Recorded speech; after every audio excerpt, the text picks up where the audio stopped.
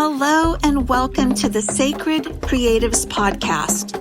I'm your host, Rachél Payne, here to guide us on an exploration of the space intersecting creativity, spirituality, and play. I've made it my life's work to inspire the hearts of other creatives while still focusing on listening for my own creative pulse.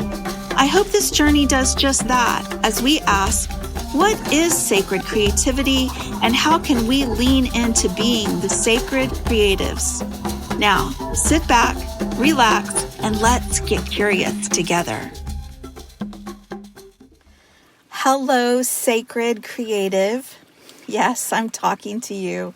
My name is Rachél Payne, and I'm a creative life coach, guide, advocate, all of those things. Champion for others to get to know themselves through their creativity. That's what I do. It's what I love. It's what I'm passionate about. And for the last 4 years or so, I've really had to kind of take a back seat to doing that because I've been struggling with some health issues that included being diagnosed and treated for cancer. And at this point, I am done with treatment and doing pretty good. So I've come back to this thing that people call a business. I call it a passion. And I'm really excited to visit with you about the benefits of creativity and how when we engage with creativity, we can often connect with this sense of something greater than ourselves. That's what I call sacred creativity, and it's something I'm really jazzed about right now.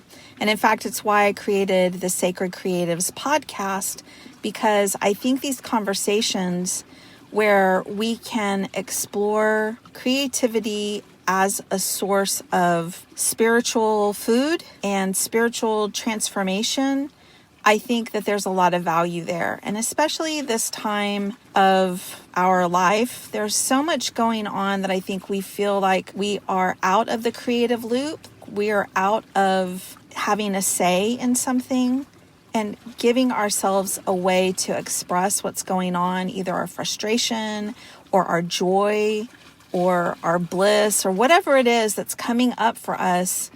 It's so powerful to be able to express those things. And I would love for this to be a space where we are having conversations, where we are exploring deeper and deeper into ourselves and between ourselves, how to make that happen.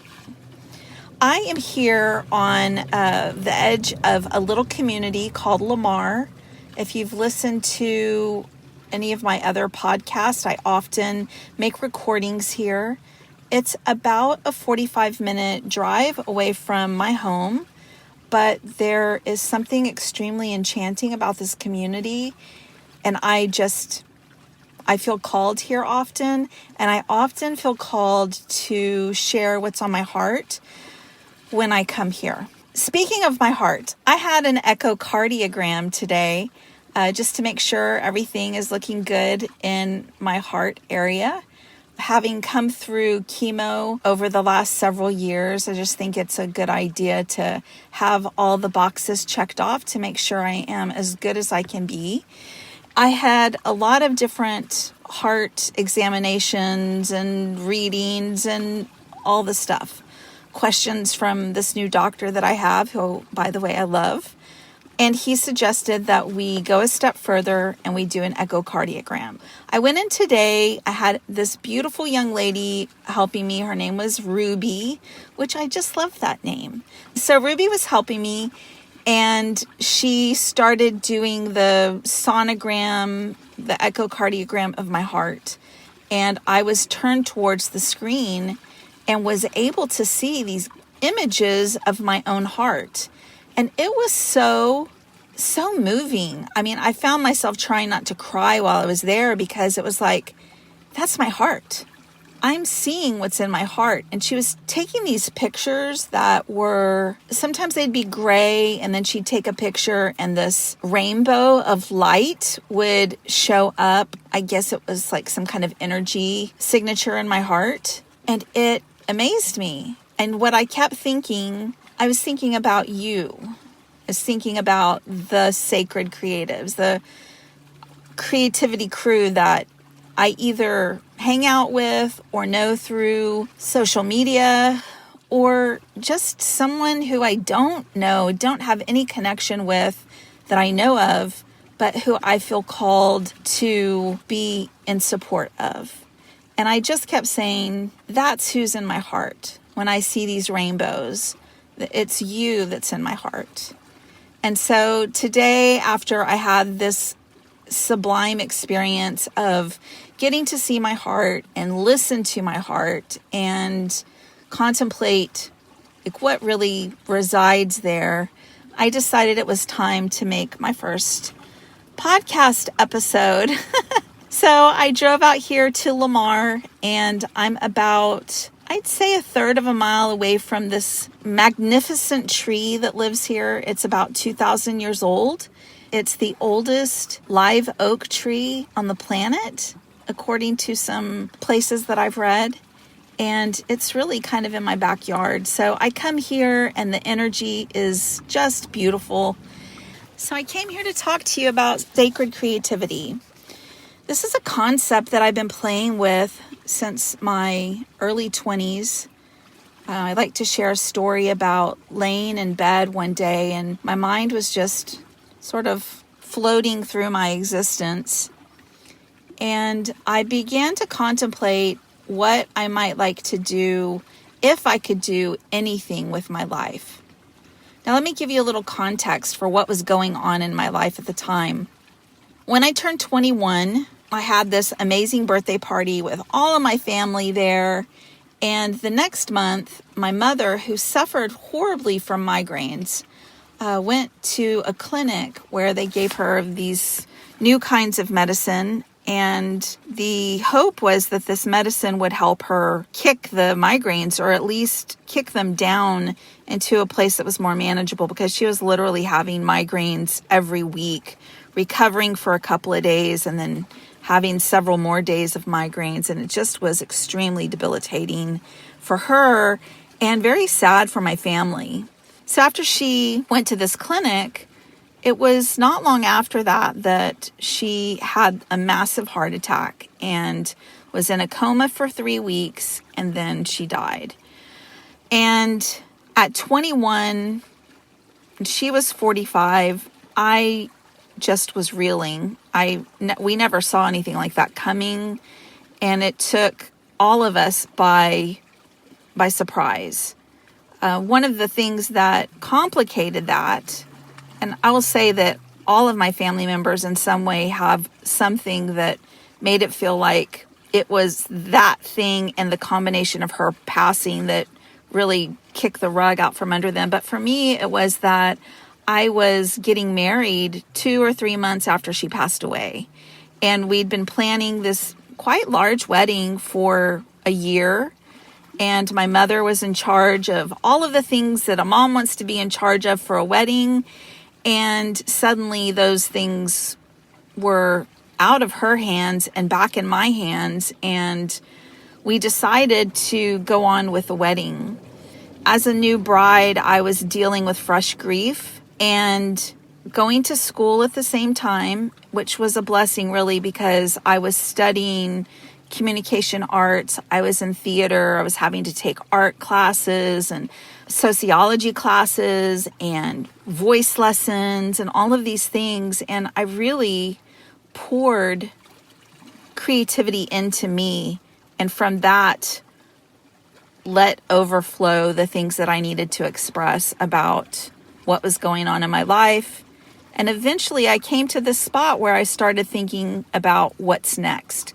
And that's what was happening that day when I was laying in bed saying to myself, what if I could do anything that I wanted?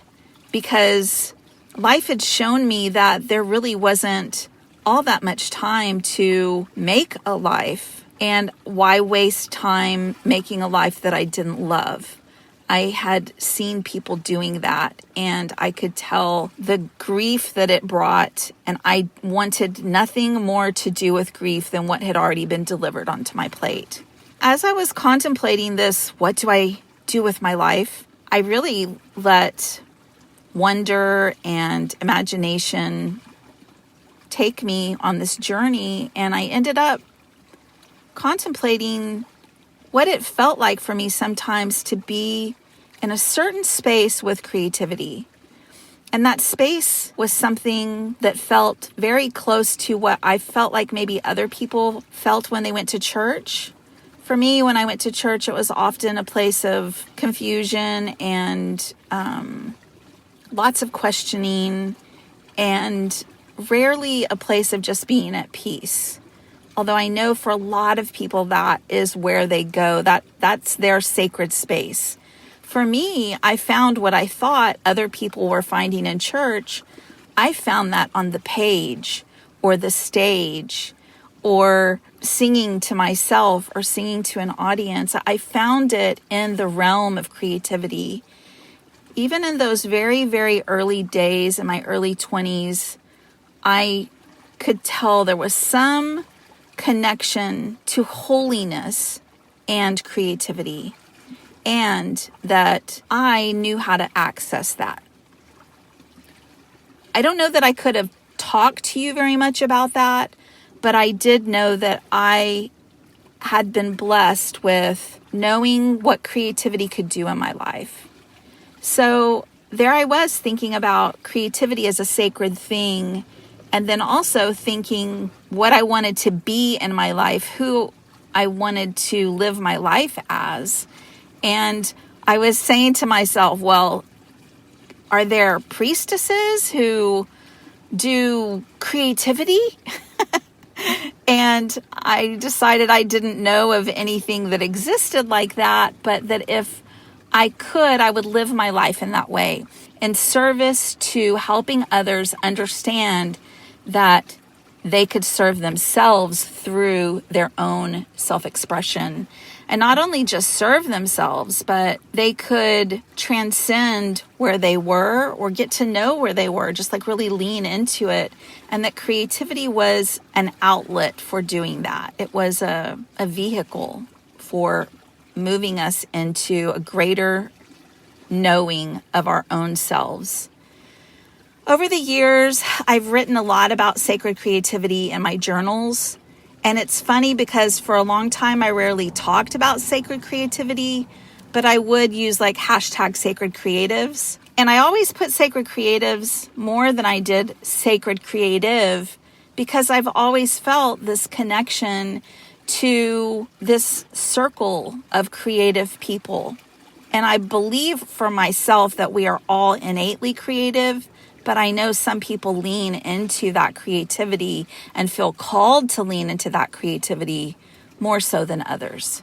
I have been waiting to talk to you about sacred creativity. Where I have come in kind of defining sacred creativity is creativity that's used in the service of ourselves or in the service of the greater good, in service of knowing ourselves or our reality better, and helping ourselves move from one spot to the other.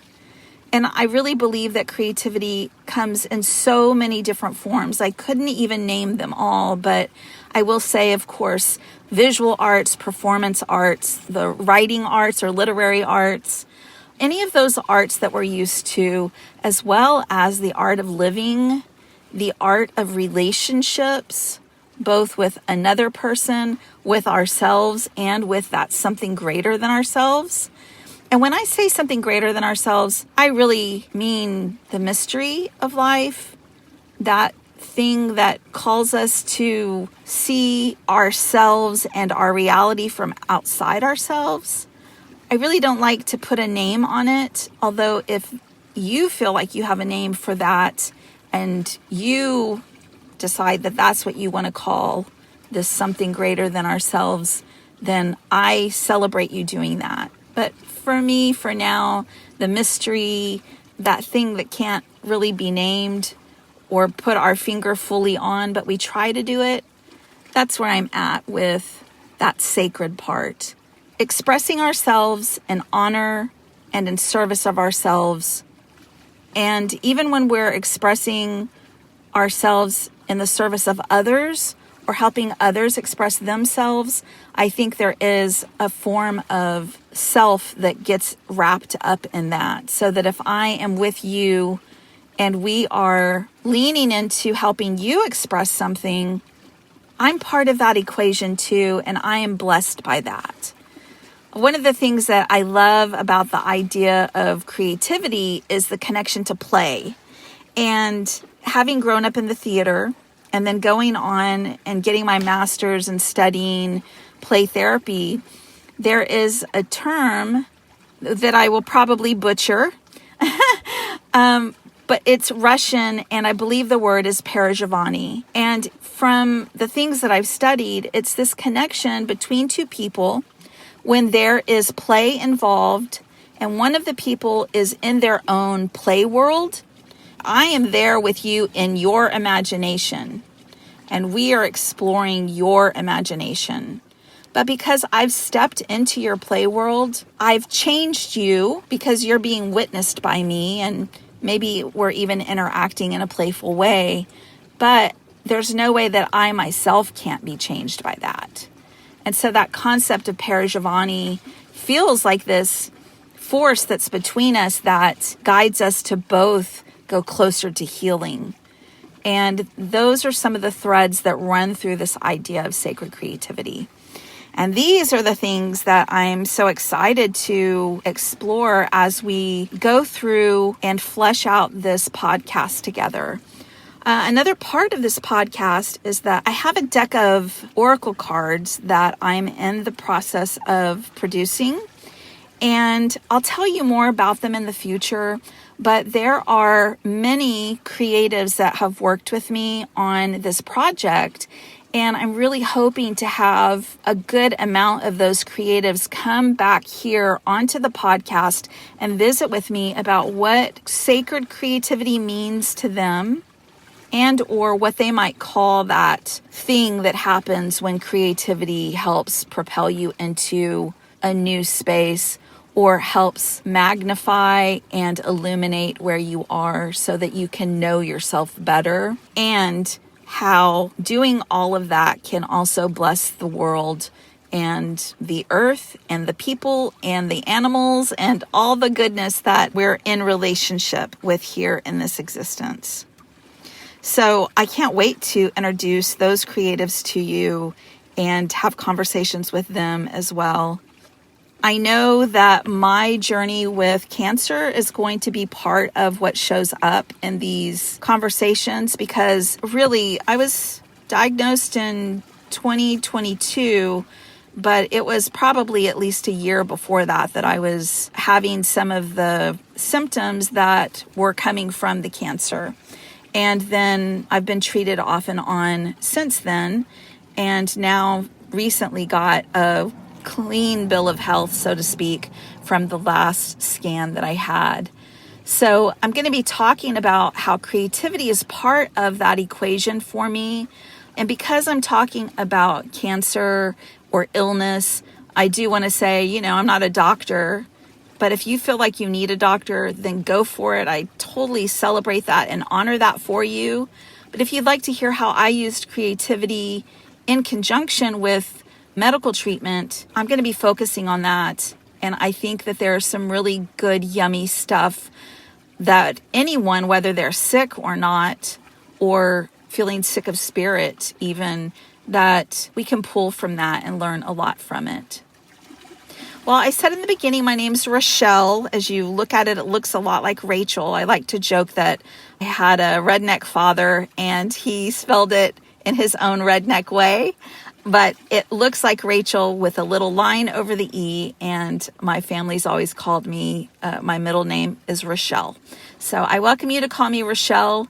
You can find me at Rachél Payne Creative on Instagram and Facebook, and I will be also adding Sacred Creatives Instagram so that I can use that space to very directly share what's going on with this podcast and all of the things that will eventually go along with that, including the cards that I'm producing and some lessons and groups and all of that jazz. So I'm at the very beginning of dreaming about what's next for me. This sabbatical has been pretty beautiful in a lot of ways and kind of brutal in some ways. But where I'm at right now, chilling next to the water with a big tree at my back and beautiful sea life jumping out of the water or flying over it, I'm really looking forward to what is next. And I invite you to take that journey with me, friends. And I'm excited to get to know you along the way. So feel free to leave a comment, follow, and all of that jazz if you want to take this journey together. I want to remind you that you're in my heart, that creativity always finds a way, and that I am delighted to get curious about sacred creativity with you. Take care, friends.